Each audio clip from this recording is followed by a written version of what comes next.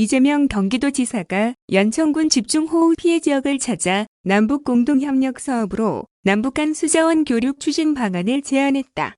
이 지사는 31일 연천군 망곡천 침수 피해 지역과 군남 홍수 조절지 등 8월 집중호우 피해 현장을 방문해 복구 상황을 세밀히 점검하고 재발 방지책을 모색했다. 이 지사는 이날 군남 홍수 조절지를 둘러본 뒤 북한강물은 동해로 빠지고 임진강물은 예성강으로 빠지는데 이 물을 그대로 흘려보내지 말고 관리하면 발전도 할 수 있고 부족한 용수 확보도 할 수 있다면서 북한강과 임진강을 남북이 공동 관리한다면 우리에게도 이익이 크고 북한에도 이익이 큰 서로 상생하는 사업이다라고 말했다. 이어 이 문제를 수자원 공사의 협조를 얻어 남북 공동협력 사업으로 적극 추진했으면 한다고 강조했다.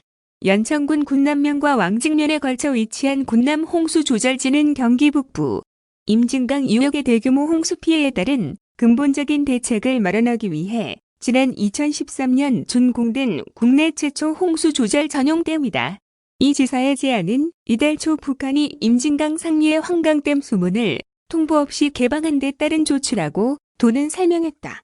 당시 환강댐 방류로 임진강 유역의 홍수경보가 발령됐고 연천과 파주내 저지대 위험지역 주민이 대피하는 소동이 벌어졌다. 이 지사는 당시 이런 대피 상황을 밝히며 환강댐 방류 시 어떤 통로이든 남측 경기도에 즉각 그 사실을 알려주시길 바란다고 북측에 촉구한 바 있다. 따라서 남북이 임진강과 북한강을 공동으로 관리하게 되면 환강댐 방류 등으로 인한 연천과 파주 지역의 수해는 막을 수 있을 것으로 도는 기대하고 있다. 한편 군남댐 방문에 앞서 이 지사는 지난 2에서 3일 내린 호우로 침수 피해가 발생했던 망곡천을 둘러보며 피해 현황을 보고받았다.